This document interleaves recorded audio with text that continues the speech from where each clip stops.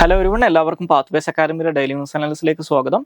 ഇന്ന് നമ്മൾ ഡിസ്കസ് ചെയ്യുന്ന ടോപ്പിക്സ് ഇന്ത്യാസ് BMD പ്രോഗ്രാം, സെർട്ടിൻ, GM mustard, UNSC reforms, MPOX. അപ്പോൾ അതിലാദ്യം ഡിസ്കസ് ചെയ്യാൻ പോകുന്നത് ഇന്ത്യയുടെ ബാലിസ്റ്റിക് മിസൈൽ ഡിഫൻസ് പ്രോഗ്രാമിനെ കുറിച്ചാണ്. ഇപ്പോൾ ഇന്ത്യയുടെ ബാലിസ്റ്റിക് മിസൈൽ ഡിഫൻസ് പ്രോഗ്രാമിനെ കുറിച്ച് ഇപ്പോൾ നമ്മൾ ഡിസ്കസ് ചെയ്യുന്നതിൻ്റെ ഒരു കോണ്ടെക്സ്റ്റ് എന്ന് പറയുന്നത്, ഇന്ത്യയുടെ ബാലിസ്റ്റിക് മിസൈൽ ഡിഫൻസ് പ്രോഗ്രാമിന്റെ ഫേസ് 2 ഒരു ടെസ്റ്റ് ഇന്നലെ കണ്ടക്ട് ചെയ്തതായിട്ടുള്ള ഒരു വാർത്ത ഇന്നത്തെ ഹിന്ദുവിലും അതുപോലെ തന്നെ ഇന്ത്യൻ എക്സ്പ്രസിലൊക്കെ വന്നിട്ടുണ്ട്. അപ്പോൾ ആ ഒരു കോണ്ടെക്സ്റ്റിലാണ് ഇതിനെക്കുറിച്ച് ഡിസ്കസ് ചെയ്യുന്നത് മനസ്സിലാക്കുക. അപ്പോൾ ഇന്ത്യയുടെ ബാലിസ്റ്റിക് മിസൈൽ ഡിഫൻസ് പ്രോഗ്രാം എന്ന് പറഞ്ഞാൽ ഫസ്റ്റ് ഓഫ് ഓൾ മനസ്സിലാക്കുക, ഈ പേര് സൂചിപ്പിക്കുന്നത് പോലെ തന്നെ ഇന്ത്യക്കെതിരായിട്ട് വരുന്ന ബാലിസ്റ്റിക് മിസൈൽസിനെ തകർക്കുന്നതിന് വേണ്ടിയിട്ട് അല്ലെങ്കിൽ ബാലിസ്റ്റിക് മിസൈലുകളെ ഇല്ലാതാക്കുന്നതിന് വേണ്ടിയിട്ട് നമ്മൾ ഡെവലപ്പ് ചെയ്യുന്ന ഒരു എയർ ഡിഫൻസ് സിസ്റ്റത്തിന്റെ ഭാഗമാണ് ഈ ബാലിസ്റ്റിക് മിസൈൽ ഡിഫൻസ് പ്രോഗ്രാം എന്ന് പറയുന്നത്. അപ്പോൾ ഇത് 2 ഫേസുകളായിട്ടാണ് ഡിവൈഡ് ചെയ്തിട്ടുള്ളത്, ഫേസ് 1 എന്നും ഫേസ് 2 എന്നും പറഞ്ഞിട്ട്. ഈ ഫേസ് 1 ഓൾറെഡി 2019 കംപ്ലീറ്റ് ചെയ്തിട്ടുണ്ട്. ഇപ്പോൾ നമ്മൾ ടെസ്റ്റ് ചെയ്തുകൊണ്ടിരിക്കുന്നത് ഫേസ് 2 ആണ്. അപ്പോൾ ഈ പറയുന്ന ഫേസ് 1 എന്ന് പറയുന്നത് ഏകദേശം 3000 കിലോമീറ്റർ ദൂരപരിധിയുള്ള ഇന്റർസെപ്റ്റർ മിസൈലുകൾ ഡെവലപ്പ് ചെയ്യുക എന്നുള്ളതാണ് ഫേസ് 1 ഭാഗമായിട്ടുണ്ടായിരുന്നത്. ഫേസ് 2 എന്ന് പറയുന്നത് ഇത് 5000 കിലോമീറ്റർ വരെ ഉയർത്തുക എന്നുള്ളതാണ്. അപ്പോൾ ഇന്ത്യയുടെ ഒരു കോംപ്രഹെൻസീവ് ആയിട്ടുള്ള layered air defence system develop ചെയ്യുന്നതിന്റെ ഭാഗമായിട്ട് നമ്മുടെ ഇന്ത്യയുടെ പ്രൊപ്പോസ്ഡ് ആയിട്ടുള്ള ലേഡ് എയർ ഡിഫൻസ് സിസ്റ്റത്തിന്റെ അപ്പർ സ്റ്റേജ് അല്ലെങ്കിൽ അതിന്റെ ആ ലേഡ് എയർ ഡിഫൻസ് സിസ്റ്റത്തിനകത്തുള്ള ടോപ്പ് ടയർ വരാൻ പോകുന്നത് ഈ പറയുന്ന BMDs ആണ്. ഓക്കെ, അപ്പോൾ ഇതിന്റെ ഫേസ് 1 ബേസിക്കലി 2 ടയർ ആയിട്ടുള്ള BMD സിസ്റ്റംസ് ആണ് ഡെവലപ്പ് ചെയ്തിട്ടുള്ളത്. അപ്പോൾ അതിൻ്റെ അകത്ത് ഫസ്റ്റ് ടയർ എന്ന് പറയുന്നത് ഒരു പൃഥ്വി എയർ ഡിഫൻസ് വെഹിക്കിൾ ആണെങ്കിൽ പാഡ് എന്ന് പറയും. ഓക്കെ, അല്ലെങ്കിൽ പൃഥ്വി ഡിഫൻസ് വെഹിക്കിൾ PDV എന്ന് പറയും. രണ്ടാമത്തത് അശ്വിൻ അഡ്വാൻസ്ഡ് എയർ ഡിഫൻസ് ഇന്റർസെപ്റ്റേഴ്സ് ആണ്, അല്ലെങ്കിൽ AAD എന്ന് പറയും. അപ്പോൾ അതിനകത്ത് ഈ പൃഥ്വി എയർ ഡിഫൻസ് വെഹിക്കിൾ അല്ലെങ്കിൽ പൃഥ്വി എയർ ഡിഫൻസ് സിസ്റ്റം എന്ന് പറയുന്നത് എക്സോ അറ്റ്മോസ്ഫിയറിക് ഇന്റർസെപ്ഷന് വേണ്ടിയിട്ട് ഡെവലപ്പ് ചെയ്തിട്ടുള്ളതാണ്. എക്സോ അറ്റ്മോസ്ഫിയറിക് എന്ന് പറഞ്ഞു കഴിഞ്ഞാൽ നമ്മുടെ ഭൂമിയുടെ അറ്റ്മോസ്ഫിയറിന്റെ പുറത്ത് വെച്ച് ഇന്ത്യയിലേക്ക് വരുന്ന ഇൻകമിംഗ് ബാലിസ്റ്റിക് മിസൈൽസിനെ തകർക്കുന്നതിന് വേണ്ടിയിട്ടാണ് ഈ പൃഥ്വി എയർ ഡിഫൻസ് വെഹിക്കിൾ അല്ലെങ്കിൽ Prithvi air defence system develop ചെയ്തിട്ടുള്ളത്. സോ ബേസിക്കലി 100 കിലോമീറ്റർ ആണ് നമ്മൾ സാധാരണഗതിയിൽ അറ്റ്മോസ്ഫിയറിന്റെ എഡ്ജായിട്ട് പറയാറുള്ളത്. ഈ 100 കിലോമീറ്ററിന്റെ പുറത്ത് വെച്ചിട്ട് ഇൻകമിംഗ് ബാലിസ്റ്റിക് മിസൈൽസിനെ തകർക്കുക എന്നുള്ളതാണ് ഇതിന്റെ ലക്ഷ്യം എന്ന് പറയുന്നത്. ഇനി അഡ്വാൻസ്ഡ് എയർ ഡിഫൻസ് സിസ്റ്റം എന്ന് പറയുന്നത് ഇതൊരു എൻഡോ അറ്റ്മോസ്ഫിയറിക് ഇന്റർസെപ്ഷന് വേണ്ടിയിട്ടുള്ളതാണ്. എൻഡോ അറ്റ്മോസ്ഫിയറിക് ഇന്റർസെപ്ഷൻ എന്ന് പറഞ്ഞു കഴിഞ്ഞാൽ ഭൂമിയുടെ അറ്റ്മോസ്ഫിയറിനകത്ത് വെച്ച് ഈ ബാലിസ്റ്റിക് മിസൈലുകളെ തകർക്കുന്നതിന് വേണ്ടിയിട്ടാണ്. അപ്പോൾ അതിന്റെ റേഞ്ച് എന്ന് പറയുന്നത് 20 to 40 കിലോമീറ്റേഴ്സ് ആണ്. ഓക്കെ, പിന്നെ ഞാൻ നേരത്തെ പറഞ്ഞതുപോലെ ഇത് ഈ ഫേസ് 1 എന്ന് പറയുന്ന ഈ പ്രോഗ്രാം 2019 സക്സസ്ഫുള്ളി കംപ്ലീറ്റ് ചെയ്തതാണ്. ഇനി ഇതിന്റെ ഭാഗമായിട്ട് നമ്മൾ ഡെവലപ്പ് ചെയ്തിട്ടുള്ള മറ്റൊരു കാര്യമാണ്, ഇപ്പോൾ നമുക്ക് ഈ ഇന്റർസെപ്റ്റർ വെഹിക്കിൾസ് മാത്രം പോരാ, ഇന്ത്യയിലേക്ക് വരുന്ന ഇൻകമിംഗ് ബാലിസ്റ്റിക് മിസൈൽസിനെ ഐഡന്റിഫൈ ചെയ്യുന്നതിന് വേണ്ടിയിട്ട് നമുക്ക് വളരെ പവർഫുൾ ആയിട്ടുള്ള long range advanced radar systems ആവശ്യമുണ്ട്. അപ്പോൾ അതിന് വേണ്ടിയിട്ടാണ് ഇന്ത്യയുടെ DRDO സോഡ് ഫിഷ് എന്ന് പറയുന്ന ഒരു long range advanced air defence system develop ചെയ്തിട്ടുള്ളത്. അത് ബേസിക്കലി ഇസ്രായേൽ യൂസ് ചെയ്യുന്ന ഗ്രീൻ പൈൻ റഡാർ എന്ന് പറയുന്ന റഡാറിന്റെ ഒരു അഡ്വാൻസ്ഡ് വേരിയന്റ് ആണെന്ന് മനസ്സിലാക്കുക. അപ്പോൾ ഇന്ത്യയുടെ പല മേഖലകളിലും ഈ സോഡ് ഫിഷ് റഡാറുകൾ ഡിപ്ലോയ് ചെയ്തതായിട്ടുള്ള വാർത്തകളൊക്കെ ഇടയ്ക്ക് വരാറുണ്ട്. ഇനി ഫേസ് 2 കാര്യം നോക്കിക്കഴിഞ്ഞാൽ, ഇപ്പോൾ ഈ ടെസ്റ്റിംഗ് നടന്നുകൊണ്ടിരിക്കുന്ന ഫേസ് 2 കാര്യം നോക്കിക്കഴിഞ്ഞാൽ, ഫേസ് 2 2 തരം മിസൈലുകളാണ് നമ്മൾ ഡെവലപ്പ് ചെയ്യുന്നത്. അതിനെ ഒന്നാമത്തേനെ പറയുന്നത് AD1 എന്നും രണ്ടാമത്തേനെ AD2 എയർ ഡിഫൻസ് 1 എന്നും എയർ ഡിഫൻസ് 2 എന്നുമാണ് വിളിക്കുന്നത്. അപ്പോൾ ഈ പറയുന്ന AD1 ടെസ്റ്റിങ്ങുകളാണ് ഇപ്പോൾ നടന്നുകൊണ്ടിരിക്കുന്നത്. അപ്പോൾ ഈ AD1 എന്ന് പറയുന്നത് ഒരു ലോങ് റേഞ്ച് ഇന്റർസെപ്റ്റർ മിസൈലായിട്ടാണ് ഡെവലപ്പ് ചെയ്തിട്ടുള്ളത്. അപ്പോൾ ബേസിക്കലി ഇത് നമ്മളെ പൃഥ്വി എയർ ഡിഫൻസ് വെഹിക്കിൾസിനെക്കാട്ടിലും കുറച്ചും കൂടി കേപ്പബിലിറ്റി പറഞ്ഞോ അല്ലെങ്കിൽ കുറച്ചും കൂടി ആൾട്ടിറ്റ്യൂഡ് കുറഞ്ഞ രീതിയിലുള്ള ഒരു മിസൈലാണ് ഈ AD1 എന്ന് പറയുന്നത്. അതായത് ഒരു ലോ എക്സോ അറ്റ്മോസ്ഫിയറിക് എൻഡോ അറ്റ്മോസ്ഫിയറിക് ഇന്റർസെപ്ഷന് വേണ്ടിയിട്ടാണ് ഈ AD1 മിസൈൽ ഡെവലപ്പ് ചെയ്യുന്നത്. അപ്പോൾ നമ്മുടെ പൃഥ്വി മിസൈൽ സിസ്റ്റം ഈ പറയുന്ന എൻഡോ അറ്റ്മോസ്ഫിയറിക് ആണെങ്കിൽ, നേരത്തെ പറഞ്ഞ advanced air defence system Prithvi air defence system exo അറ്റ്മോസ്ഫിയറിക്കും advanced air defence system endo അറ്റ്മോസ്ഫിയറിക്കുമാണ്. അപ്പോൾ ഇതിന്റെ ഇടയിൽ വരുന്ന ഗ്യാപ്പ് ഉണ്ട്, അതായത് ഈ പറയുന്ന എക്സോ അറ്റ്മോസ്ഫിയറിന്റെയും എൻഡോ അറ്റ്മോസ്ഫിയറിന്റെയും ഇടയിൽ വരുന്ന ഗ്യാപ്പ് ഉണ്ട്. ഈ ഗ്യാപ്പ് ഫില്ല് ചെയ്യുന്നതിന് വേണ്ടിയിട്ടാണ് ഈ AD1 ഡെവലപ്പ് ചെയ്യുന്നത്. ഓക്കെ, അപ്പോൾ ബേസിക്കലി ഈ ഇന്റർമീഡിയറ്റ് റേഞ്ച് ബാലിസ്റ്റിക് മിസൈലുകളൊക്കെ തകർക്കുക എന്നുള്ളതാണ് ഇതുകൊണ്ട് പ്രധാനമായിട്ടും ഉദ്ദേശിക്കുന്നത്. അപ്പോൾ ഈ AD1 മിസൈൽ എന്ന് പറയുന്നത് ഒരു 2 സ്റ്റേജ് സോളിഡ് മോട്ടോർ മിസൈലാണ്, അല്ലെങ്കിൽ സോളിഡ് മോട്ടോർ എക്വിപ്ഡ് ആയിട്ടുള്ള സോളിഡ് പ്രൊപ്പലന്റ് യൂസ് ചെയ്യുന്ന ഒരു മിസൈലാണെന്ന് മനസ്സിലാക്കിയിരിക്കുക. അതുപോലെ തന്നെ ഇൻഡിജിനിയസ്ലി ഡെവലപ്ഡ് ആയിട്ടുള്ള നാവിഗേഷൻ ആൻഡ് ഗൈഡൻസ് ആൽഗരിതംസും കൺട്രോൾ സിസ്റ്റംസും ഒക്കെ യൂസ് ചെയ്യുന്നതാണ് AD1 എന്ന് പറയുന്നത്. AD2 എന്ന് പറയുന്നത് ഇപ്പോൾ ഡെവലപ്പ് ചെയ്തുകൊണ്ടിരിക്കുന്ന ഒന്നാണ്. അപ്പോൾ ഇതൊരു ഈ AD2 എന്ന് പറയുന്നത് ഞാൻ നേരത്തെ പറഞ്ഞ പോലെ ഇന്റർമീഡിയറ്റ് റേഞ്ച് ബാലിസ്റ്റിക് മിസൈൽസ് ഉണ്ട്. അതായത് 5000 കിലോമീറ്ററിൽ താഴെ ദൂരപരിധിയുള്ള ബാലിസ്റ്റിക് മിസൈൽസ് ഉണ്ട്. ബേസിക്കലി ഒരു ഇന്റർ കോണ്ടിനെന്റൽ റേഞ്ച് ബാലിസ്റ്റിക് മിസൈലിന്റെ തൊട്ട് താഴെയുള്ളത് ഒരു 3000 തൊട്ട് 5500 കിലോമീറ്റർ വരെ റേഞ്ചുള്ള ബാലിസ്റ്റിക് മിസൈൽസിനെയാണ് ഇന്റർമീഡിയറ്റ് റേഞ്ച് ബാലിസ്റ്റിക് മിസൈൽസ് എന്ന് പറയുക. അതിനെ തകർക്കുന്നതിന് വേണ്ടിയിട്ടാണ് AD2 മിസൈൽ ഡെവലപ്പ് ചെയ്യുന്നത്. ഇത് രണ്ടുമാണ് ഈ phase 2-നകത്ത് വരുന്നത്. നമുക്ക് അടുത്തതായിട്ട് ഡിസ്കസ് ചെയ്യാനുള്ള ടോപ്പിക് CERT ഇന്ത്യനെ കുറിച്ചാണ്, അല്ലെങ്കിൽ കമ്പ്യൂട്ടർ എമർജൻസി റെസ്പോൺസ് ടീം ഇന്ത്യയെ കുറിച്ചാണ്. അപ്പോൾ ഇതുമായിട്ട് ബന്ധപ്പെട്ട് ഇന്നത്തെ ഇന്ത്യൻ എക്സ്പ്രസിന്റെ പേജ് 17-നകത്ത് ഒരു വാർത്ത വന്നിട്ടുണ്ട്. അപ്പോൾ ആ ഒരു കോണ്ടെക്സ്റ്റിലാണ് അതിനെക്കുറിച്ച് ഡിസ്കസ് ചെയ്യുന്നത്. സോ ഇപ്പോൾ CERT എന്ന് പറയുന്നത് നമ്മുടെ ministry of information and electronics technology അല്ലെങ്കിൽ മേത്തിക്ക് കീഴിൽ വർക്ക് ചെയ്യുന്ന ഒരു ഓർഗനൈസേഷൻ ആണെന്ന് മനസ്സിലാക്കുക. നമ്മുടെ ഇന്ത്യയുടെ കേസിൽ ഇന്ത്യയിൽ കമ്പ്യൂട്ടർ സെക്യൂരിറ്റി ഇൻസിഡൻസ് അല്ലെങ്കിൽ സൈബർ സെക്യൂരിറ്റി ആയിട്ട് ബന്ധപ്പെട്ടിട്ടുള്ള നാഷണൽ ലെവലിലുള്ള നോഡൽ ഏജൻസിയാണ് CERT എന്ന് പറയുന്നത്. ബേസിക്കലി ഇവരുടെ ഒരു ഒബ്ജക്റ്റീവായിട്ട് പറയുന്നത് നമ്മുടെ ഇന്ത്യയുടെ സൈബർ സ്പേസിനെ പ്രൊട്ടക്ട് ചെയ്യുക എന്നുള്ളതാണ്. അതായത് ബേസിക്കലി ഇന്ത്യയിലേക്ക് വരുന്ന സൈബർ സെക്യൂരിറ്റി ത്രെഡ്സിനെ അഡ്വാൻസ്ഡ് ആയിട്ട് അല്ലെങ്കിൽ പ്രൊആക്റ്റീവായിട്ട് അഡ്രസ്സ് ചെയ്യുകയും ഇനി അങ്ങനെ ഒരു കാര്യം നടന്നിട്ടുണ്ടെങ്കിൽ ആ സൈബർ സെക്യൂരിറ്റി ഇൻസിഡൻസിനോട് റെസ്പോണ്ട് ചെയ്യുകയും ചെയ്യുക എന്നുള്ളതാണ് ഇവരുടെ ഒബ്ജക്റ്റീവായിട്ട് പറയുന്നത്. ഇത് 2004 തൊട്ട് ഈ CERT ഇന്ത്യയിൽ വർക്കിംഗ് ആണ്. അപ്പോൾ ബേസിക്കലി നമ്മുടെ ഇന്ത്യയുടെ സൈബർ സ്പേസ് പ്രൊട്ടക്ട് ചെയ്യുന്നതിന് വേണ്ടിയിട്ടുള്ള ഒരു ഏജൻസിയാണിതെന്ന് മനസ്സിലാക്കുക. ഇനി ഇവരുടെ ഫങ്ഷൻസ് ആയിട്ട് പറയുന്ന കാര്യങ്ങൾ എന്ന് പറയുന്നത് ഈ സൈബർ സെക്യൂരിറ്റി ആയിട്ട് ബന്ധപ്പെട്ടിട്ടുള്ള ഇൻഫർമേഷൻസ് കളക്ട് ചെയ്യുക, അനലൈസ് ചെയ്യുക, ഡിസെമിനേറ്റ് ചെയ്യുക. ഓക്കെ, അതുകൂടാതെ ഈ സൈബർ സെക്യൂരിറ്റി ആയിട്ട് ബന്ധപ്പെട്ടിട്ട് വാർണിങ്ങുകൾ അല്ലെങ്കിൽ അലേർട്ടുകൾ ഇഷ്യൂ ചെയ്യുക, അതുപോലെ തന്നെ സൈബർ സെക്യൂരിറ്റി ത്രെട്ടുകൾ ഉണ്ടെങ്കിൽ അത് ഫോർകാസ്റ്റ് ചെയ്യുക, അതുപോലെ തന്നെ ഇത് സൈബർ സെക്യൂരിറ്റി ഇൻസിഡൻസ് സംഭവിച്ചു കഴിഞ്ഞാൽ അതിനോടുള്ള റെസ്പോൺസിനെ കോർഡിനേറ്റ് ചെയ്യുക. ഈ വക കാര്യങ്ങളൊക്കെയാണ് ഇവരുടെ ഫങ്ഷൻസ് ആയിട്ട് പറയുന്നത്. ഇനി ഇത് കൂടാതെ ഈ സൈബർ സെക്യൂരിറ്റി ആയിട്ട് ബന്ധപ്പെട്ട് ഗൈഡ് ലൈൻസ് ഇഷ്യൂ ചെയ്യുക, advisories, vulnerability notes, white papers, ഇങ്ങനെയുള്ള കാര്യങ്ങളൊക്കെ ഇഷ്യൂ ചെയ്യുന്നതും ഇവരുടെ ഒരു ഫംഗ്ഷൻ ആണെന്ന് മനസ്സിലാക്കുക. ഇനി നമുക്ക് അടുത്തതായിട്ട് ഡിസ്കസ് ചെയ്യാനുള്ള ടോപ്പിക്ക് GM മസ്റ്റാർഡിനെ കുറിച്ചാണ്. സോ ഈ GM മസ്റ്റാർഡുമായിട്ട് ബന്ധപ്പെട്ട് നമ്മൾ ഡിസ്കസ് ചെയ്യുന്നതിന്റെ കാരണം എന്ന് പറയുന്നത് ഈ GM മസ്റ്റാർഡിന്റെ എൻവയോൺമെന്റൽ ട്രയൽസുമായിട്ട് ബന്ധപ്പെട്ട് അല്ലെങ്കിൽ ഇതിന്റെ എൻവയോൺമെന്റൽ റിലീസുമായിട്ട് ബന്ധപ്പെട്ട് സുപ്രീം കോടതിയുടെ ഒരു 2 ജഡ്ജ് ബെഞ്ച് ഒരു സ്പ്ലിറ്റ് ഡിസിഷൻ പുറപ്പെടുവിച്ചിട്ടുണ്ടായിരുന്നു. അപ്പോൾ ഇതുമായിട്ട് ബന്ധപ്പെട്ട് ഇന്നത്തെ ഇന്ത്യൻ എക്സ്പ്രസിന്റെ പേജ് 21-നകത്ത് ഈ സുപ്രീം കോടതി വേർഡിക്റ്റുമായിട്ട് ബന്ധപ്പെട്ട ഒരു എക്സ്പ്ലെയിനർ ആർട്ടിക്കിൾ വന്നിട്ടുണ്ട്. അപ്പോൾ ആ ഒരു കോണ്ടെക്സ്റ്റിലാണ് ഇതിനെക്കുറിച്ച് ഡിസ്കസ് ചെയ്യുന്നത്. അപ്പോൾ നമ്മൾ ഫസ്റ്റ് ഓഫ് ഓൾ ഈ GM മസ്റ്റാർഡിനെ കുറിച്ച് പറയുന്നതിന് മുമ്പായിട്ട് എന്താണ് ഈ GMO അല്ലെങ്കിൽ ജനറ്റിക്കലി മോഡിഫൈഡ് ഓർഗാനിസംസ് എന്ന് മനസ്സിലാക്കുക. സോ ഏതെങ്കിലും ഒരു ലിവിങ് ഓർഗാനിസത്തിന്റെ ജനറ്റിക് മെറ്റീരിയൽസിനകത്ത് ഏതെങ്കിലും തരത്തിലുള്ള മാറ്റങ്ങൾ നമ്മൾ വരുത്തുമ്പോഴാണ് അതിനെ GMO എന്ന് ക്ലാസിഫൈ ചെയ്യാറുള്ളത്. അപ്പോൾ ബേസിക്കലി ഈ മാറ്റങ്ങൾ വരുത്തുന്നത് എന്തിനാന്ന് വെച്ച് കഴിഞ്ഞാൽ ആ മാറ്റം വരുത്തുന്ന ഇപ്പോൾ ജനറ്റിക് ഓർഗാനിസം അല്ലെങ്കിൽ ആ മാറ്റം വരുത്തുന്ന ഓർഗാനിസത്തിനകത്ത് നമുക്ക് ഡിസൈറബിൾ ആയിട്ടുള്ള ഒരു റിസൾട്ട് കിട്ടുന്നതിന് വേണ്ടിയിട്ട് അല്ലെങ്കിൽ നമുക്ക് ഡിസൈറബിൾ ആയിട്ടുള്ള ചില ക്യാരക്ടറിസ്റ്റിക്സുകൾ അതിന് കിട്ടുന്നതിന് വേണ്ടിയിട്ടാണ് ജനറ്റിക് മോഡിഫിക്കേഷൻ വരുത്തുന്നത്. ഇപ്പോൾ ഒരു ചെടിക്കകത്ത് അല്ലെങ്കിൽ ഇപ്പോൾ ഈ മസ്റ്റാർഡ് പോലുള്ള കാര്യങ്ങൾക്കകത്ത് നമ്മളത് മാറ്റം വരുന്നതിൻ്റെ കാരണം എന്ന് പറയുന്നത് ചിലപ്പോൾ പെസ്റ്റ് റിപ്പലൻ്റ് ആവാനായിരിക്കും, അല്ലെങ്കിൽ ഹൈ ഈൽഡ് തരാൻ വേണ്ടിയിട്ടായിരിക്കും. അപ്പോൾ ഇത്തരത്തിൽ ഒരു ലിവിങ് ഓർഗാനിസത്തിൻ്റെ ജനറ്റിക് മെറ്റീരിയൽസിനകത്ത് ഏതെങ്കിലും തരത്തിലുള്ള ആർട്ടിഫിഷ്യൽ ആയിട്ടുള്ള ചേഞ്ചസ് വരുത്തി കഴിഞ്ഞാൽ അതിനെയാണ് നമ്മൾ GMO എന്ന് വിളിക്കുക. അപ്പോൾ ഇതിൻ്റെ പർപ്പസ് എന്ന് പറയുന്നത് നേരത്തെ പറഞ്ഞ പോലെ അത് വേരിയിങ് ആവാൻ, ചിലപ്പോൾ അത് കൂടുതൽ വിളവ് തരുന്നതിന് വേണ്ടിയിട്ടായിരിക്കും, അല്ലെങ്കിൽ ഹെർബിസൈഡുകളോട് ടോളറൻസ് കാണിക്കാനായിരിക്കും, അല്ലെങ്കിൽ ഡിസീസ്, ഡ്രോട്ട് പോലുള്ള ഈ വരൾച്ച പോലുള്ള കാര്യങ്ങളോട് റെസിസ്റ്റൻ്റ് ആവാനായിരിക്കും, അല്ലെങ്കിൽ അതിൻ്റെ ന്യൂട്രീഷൻ വാല്യൂ ഇമ്പ്രൂവ് ചെയ്യുന്നതിന് വേണ്ടിയിട്ടായിരിക്കും. ഇങ്ങനെ പല കാര്യങ്ങൾക്ക് വേണ്ടിയിട്ടും നമ്മൾ ഈ ജനറ്റിക്കലി മോഡിഫൈഡ് ഓർഗാനിസംസ് ക്രിയേറ്റ് ചെയ്യാം. അപ്പോൾ ഈ ജനറ്റിക് മോഡിഫിക്കേഷൻസിനകത്ത് 2 തരത്തിലുള്ള മോഡിഫിക്കേഷൻസ് ആണുള്ളത്. ഒന്ന് ട്രാൻസ്ജെൻറിക്കും മറ്റൊന്ന് സിസ് ജെൻറിക്കും. അതുപോലെ തന്നെ മൂന്നാമതായിട്ടുള്ളത് സബ് ജെൻറിക് എന്ന് പറയുന്നതാണ്. അപ്പോൾ ഇത്തരത്തിൽ 3 ടൈപ്പ് ഓഫ് ജനറ്റിക് മോഡിഫിക്കേഷൻസ് ഉണ്ടെന്ന് മനസ്സിലാക്കുക.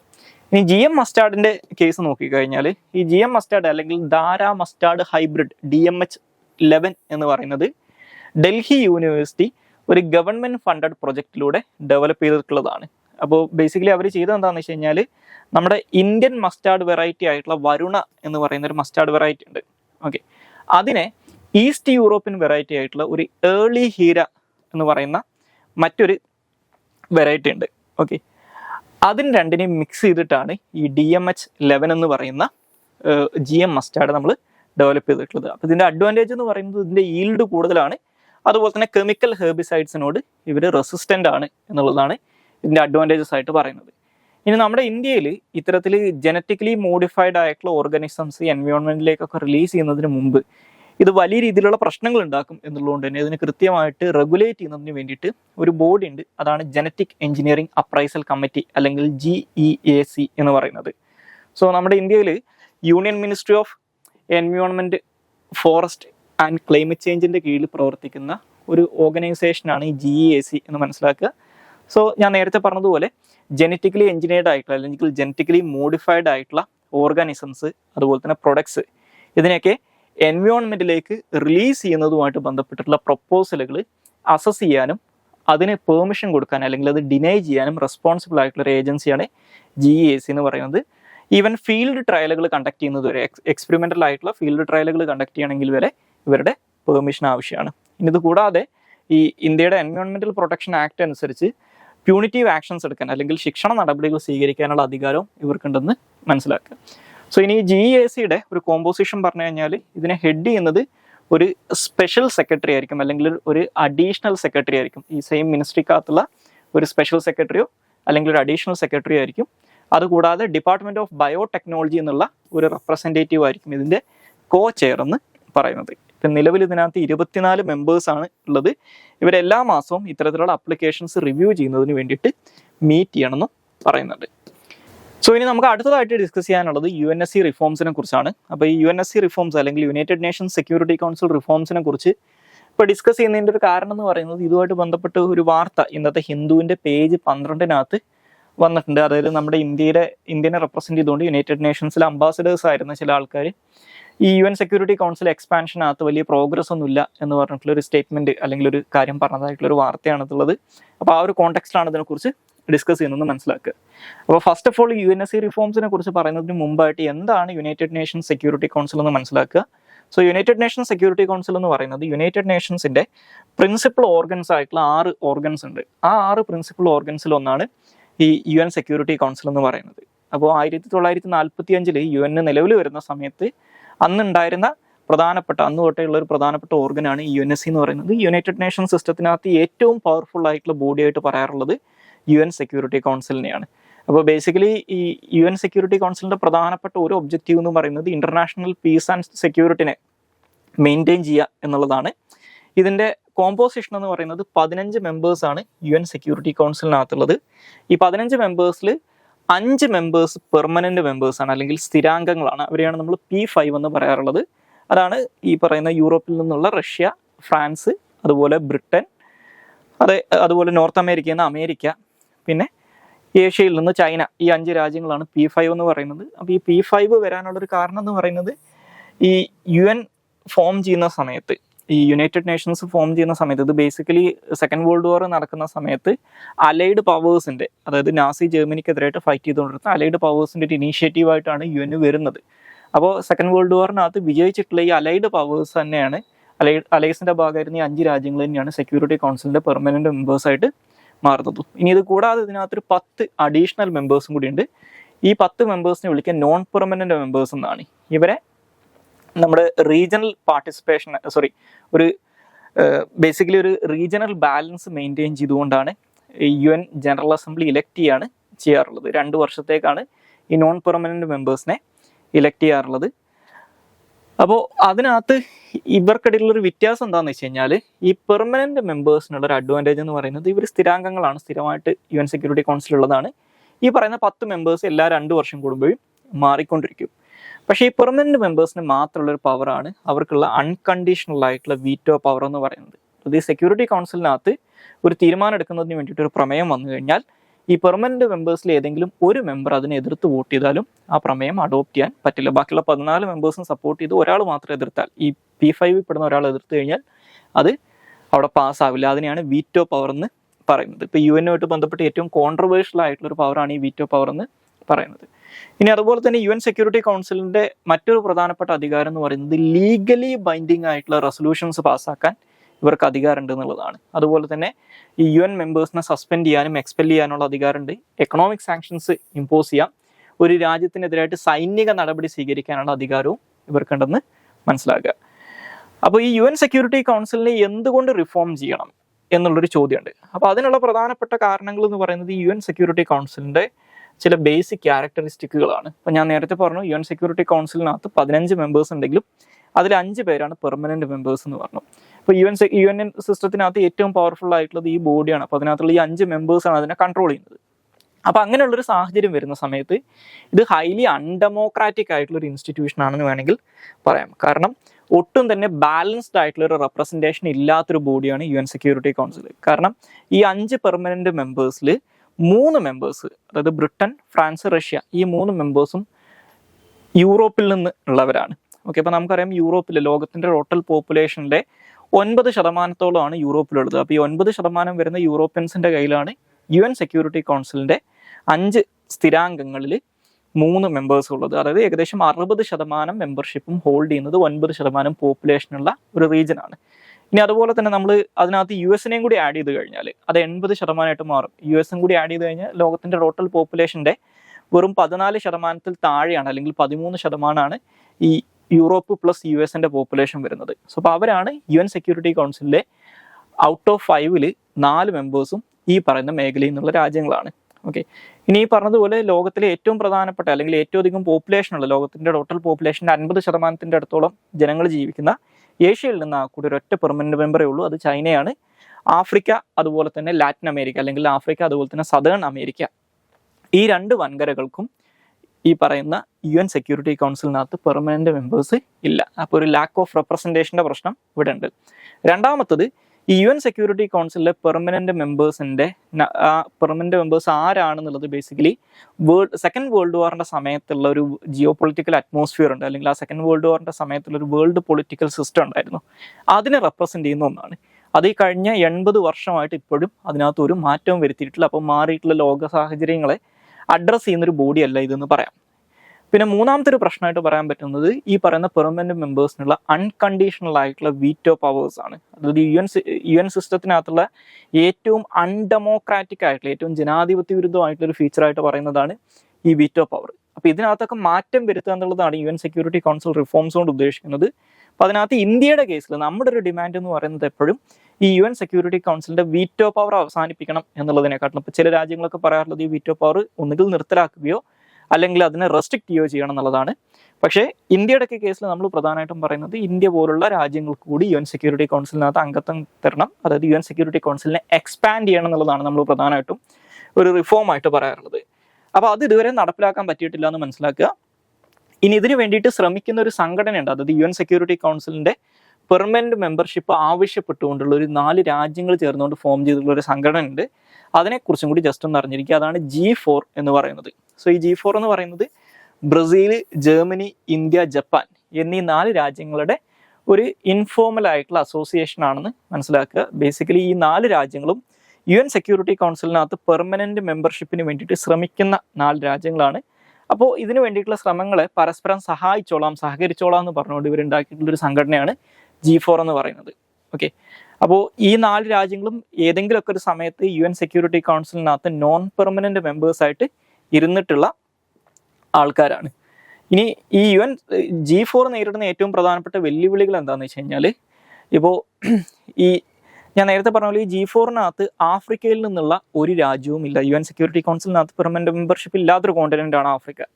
അപ്പോൾ ആഫ്രിക്കയിൽ നിന്ന് 2 രാജ്യങ്ങൾക്കും കൂടി സെക്യൂരിറ്റി കൗൺസിൽ പെർമനന്റ് മെമ്പർഷിപ്പ് കൊടുക്കണമെന്ന് G4 സജസ്റ്റ് ചെയ്യുന്നുണ്ട്. പക്ഷേ ഏതൊക്കെയായിരിക്കണം ആ 2 രാജ്യങ്ങൾ എന്നുള്ള കാര്യത്തിൽ ആഫ്രിക്കൻ രാജ്യങ്ങൾക്കിടയിൽ പോലും, അതായത് ഒരു പ്രപ്പോസലായിട്ട് പറയുന്ന സമയത്ത് പോലും ആഫ്രിക്കൻ രാജ്യങ്ങൾക്കിടയിൽ അതിനകത്ത് ഒരു കൺസെൻസസ് ഇല്ല എന്ന് മനസ്സിലാക്കുക. ഉദാഹരണത്തിന് ഈജിപ്ത്, നൈജീരിയ, സൗത്ത് ആഫ്രിക്ക പോലുള്ള രാജ്യങ്ങളെല്ലാം തന്നെ ആഫ്രിക്കൻ റെപ്രസെന്റ് ചെയ്തുകൊണ്ടുള്ള യുണൈറ്റഡ് നേഷൻസിന്റെ സെക്യൂരിറ്റി കൗൺസിൽ പെർമനന്റ് സീറ്റിന് വേണ്ടിയിട്ട് ആവശ്യം ഉന്നയിക്കുന്നുണ്ട്. ഇനി അതുകൂടാതെ ഈ G4-നകത്തുള്ള ചില രാജ്യങ്ങളുടെ UN security council permanent member ആവാനുള്ള ശ്രമത്തിനെ സെക്യൂരിറ്റി കൗൺസിലിലെ ചില പെർമനന്റ് മെമ്പേഴ്സ് ഒപ്പോസ് ചെയ്യുന്നുണ്ട്. ഉദാഹരണത്തിന് ചൈന, റഷ്യ എന്നുള്ള സെക്യൂരിറ്റി കൗൺസിൽ പെർമനന്റ് മെമ്പേഴ്സും അതുപോലെ തന്നെ നോർത്ത് കൊറിയയും സൗത്ത് കൊറിയയും ജപ്പാന്റെ പെർമനന്റ് മെമ്പർഷിപ്പിന് വേണ്ടിയിട്ടുള്ള ശ്രമങ്ങളെ വലിയ രീതിയിൽ ഒപ്പോസ് ചെയ്യുന്ന രാജ്യങ്ങളാണ്. കാരണം സെക്കൻഡ് വേൾഡ് വാറിന്റെ സമയത്തും അതിന് മുമ്പൊക്കെ ആയിട്ട് ഈ രാജ്യങ്ങൾക്കെതിരായിട്ട് ജപ്പാൻ നടത്തിയിട്ടുള്ള അട്രോസിറ്റീസാണ് ഇതിനുള്ള കാരണം. ഇതുകൂടാതെ ഇന്ത്യയുടെ പെർമനന്റ് മെമ്പർഷിപ്പിന് വേണ്ടിയിട്ടുള്ള ശ്രമങ്ങളെ പാകിസ്ഥാൻ ഒപ്പോസ് ചെയ്യുന്നുണ്ട്. ബ്രസീലിന്റെ ശ്രമങ്ങളെ അർജന്റീനയും ഒപ്പോസ് ചെയ്യുന്നുണ്ട്. അതുപോലെ തന്നെ ഈ നാസി പാസ്റ്റ് കാരണം ജർമ്മനിയുടെ ശ്രമങ്ങളെയും മറ്റു പല രാജ്യങ്ങളും ഒപ്പോസ് ചെയ്യുന്നുണ്ട്. ഇനി ഇത് കൂടാതെ ഈ യുണൈറ്റഡ് നേഷൻസിന്റെ സെക്യൂരിറ്റി കൗൺസിലിനകത്തുള്ള പെർമനന്റ് മെമ്പേഴ്സ് എല്ലാവരും ഈ പെർമനന്റ് മെമ്പർഷിപ്പിന് വേണ്ടിയിട്ട് സപ്പോർട്ട് ചെയ്യുന്ന ഒരേ ഒരു രാജ്യം എന്ന് പറയുന്നത് ഇന്ത്യനെ മാത്രമാണ്. ഇപ്പോൾ ഉദാഹരണത്തിന് ജപ്പാന്റെ കേസിൽ ഞാൻ നേരത്തെ പറഞ്ഞതുപോലെ US-ഉം അതുപോലെ തന്നെ UK-യും ജപ്പാനെ സപ്പോർട്ട് ചെയ്യുന്നുണ്ടെങ്കിലും ചൈനയും റഷ്യയും അതിനെ ഒപ്പോസ് ചെയ്യാണ് ചെയ്യുന്നത്. ഇനി ഇത് കൂടാതെ ഈ UNSC റിഫോംസ് ഈ G4 പറയുന്നത് പോലെ നടപ്പിലാക്കരുത് എന്ന് പറയുന്ന മറ്റൊരു അലയൻസും കൂടി ലോകത്തുണ്ട്. ഓക്കെ, അതിൻ്റെ പേരാണ് യുണൈറ്റിംഗ് ഫോർ കൺസെൻസസ് അല്ലെങ്കിൽ കോഫി ക്ലബ് എന്ന് പറയുന്നത്. ഇപ്പോൾ ഈ G4 ഒക്കെ ഫോം ചെയ്യുന്നതിന് മുമ്പ് തന്നെ 1990-കളിൽ ഈ UN സെക്യൂരിറ്റി കൗൺസിലിനെ റിഫോം ചെയ്യണം, പക്ഷേ അതിനകത്തുള്ള പെർമനന്റ് മെമ്പർഷിപ്പ് അല്ലെങ്കിൽ പെർമനന്റ് സീറ്റുകൾ ഇനി എക്സ്റ്റെൻഡ് ചെയ്യരുത് എന്നാവശ്യപ്പെട്ടുകൊണ്ട് ചില രാജ്യങ്ങൾ ചേർന്നുകൊണ്ട് ആരംഭിച്ചിട്ടുള്ള ഒരു ഗ്രൂപ്പാണ് ബേസിക്കലി യുണൈറ്റിംഗ് ഫോർ കൺസെൻസസ് എന്ന് പറയുന്നത്. അപ്പോൾ അവർ പറയുന്നത് UN സെക്യൂരിറ്റി കൗൺസിലിനകത്ത് ഏതെങ്കിലും തരത്തിലുള്ള മാറ്റങ്ങൾ വരുത്തുന്നതിന് മുമ്പായിട്ട് ലോകത്തിലെ എല്ലാ രാജ്യങ്ങൾക്കിടയിൽ ഒരു കൺസെൻസസ് ബിൽഡ് ചെയ്തിട്ട് മാത്രമേ ഇത് ചെയ്യാൻ പറ്റൂ എന്ന് പറയുന്നുണ്ട്. അപ്പോൾ ഈ യുണൈറ്റിംഗ് ഫോർ കൺസെൻസസിനകത്ത് പ്രധാനമായിട്ടുള്ളത് ഇറ്റലി, പാകിസ്ഥാൻ, മെക്സിക്കോ, ഈജിപ്ത് എന്നീ രാജ്യങ്ങളാണ്. ഇവർ 1995-ലാണ് ഇത് ഫോം ചെയ്തിട്ടുള്ളത്. ഇതുകൂടാതെ ഈ യുണൈറ്റിംഗ് ഫോർ കൺസെൻസസിനെ കാനഡ, സ്പെയിൻ, തുർക്കി, അർജന്റീന, മാൾട്ട പോലുള്ള രാജ്യങ്ങളും ഈ ഒരു എൻഡവറിനകത്ത് സപ്പോർട്ട് ചെയ്യുന്നുണ്ടെന്ന് മനസ്സിലാക്കുക. ഓക്കെ, ഇനി നമുക്ക് അടുത്തതായിട്ട് ഡിസ്കസ് ചെയ്യാനുള്ള ടോപ്പിക്ക് എംപോക്സിനെ കുറിച്ചാണ്, അല്ലെങ്കിൽ മങ്കി പോക്സിനെ കുറിച്ചാണ്. അപ്പോൾ ഈ എംപോക്സുമായിട്ട് ബന്ധപ്പെട്ട് ഇന്നത്തെ ഹിന്ദുവിൻ്റെ സയൻസ് പേജിനകത്ത് ഒരു ആർട്ടിക്കിൾ വന്നിട്ടുണ്ട്. അപ്പോൾ ആ ഒരു കോണ്ടെക്സ്റ്റിലാണ് ഇതിനെക്കുറിച്ച് ഡിസ്കസ് ചെയ്യുന്നത്. സോ ബേസിക്കലി എംപോക്സ് എന്ന് പറയുന്നത് ഒരു വൈറൽ ഡിസീസ് ആണെന്ന് മനസ്സിലാക്കുക. അതായത് മങ്കി പോക്സ് എന്ന് പറയുന്ന വൈറസ് ബാധിക്കുന്നത് കാരണം ഉണ്ടാകുന്ന ഒരു ഡിസീസാണ് എംപോക്സ് എന്ന് പറയുന്നത്. സോ ബേസിക്കലി ഈ സ്മോൾ പോക്സിനൊക്കെ കാരണമാകുന്ന സെയിം വൈറസ് ഫാമിലി പെടുന്നതാണ് ഈ മങ്കി പോക്സ് അല്ലെങ്കിൽ എംപോക്സ് എന്ന് പറയുന്ന വൈറസ്. ഇതൊരു സൊണോട്ടിക് ഡിസീസ് ആണെന്ന് മനസ്സിലാക്കുക. അതായത് മറ്റുള്ള ജീവജാലങ്ങളിൽ നിന്ന് മനുഷ്യരിലേക്ക് സ്പ്രെഡ് ചെയ്യുന്ന ഒരു ഡിസീസാണിത്. അല്ലെങ്കിൽ ഇനി അതിൻ്റെ കൂടെ മനസ്സിലാക്കേണ്ട ഒരു കാര്യം എന്ന് പറയുന്നത് ഇത് സാധാരണഗതിയിൽ ഏറ്റവും അധികം കണ്ടുവരുന്നത് സെൻട്രൽ ആൻഡ് വെസ്റ്റ് ആഫ്രിക്കയിലാണ്. അപ്പോൾ അവിടെ എൻഡമിക് ആയിട്ടുള്ള അല്ലെങ്കിൽ യൂഷ്വലി അവിടെ കണ്ടുവരുന്ന ഒന്നാണെന്ന് മനസ്സിലാക്കുക. അതിൻ്റെ പുറമെ ഇത് കണ്ടിട്ടില്ല എന്നല്ല, പക്ഷേ യൂഷ്വലി സെൻട്രൽ ആൻഡ് വെസ്റ്റ് ആഫ്രിക്കയിലാണിത് റിപ്പോർട്ട് ചെയ്യാറുള്ളത്. ഓക്കെ, അപ്പോൾ ഇതൊരു DNA വൈറസും കൂടിയാണെന്ന് അറിഞ്ഞിരിക്കുക. സോ ഇത്രയും കാര്യങ്ങളാണ് ഇന്നത്തെ ഡെയിലി ന്യൂസ് അനാലിസിനകത്ത് ഡിസ്കസ് ചെയ്യാനുള്ളത്. Thank you all.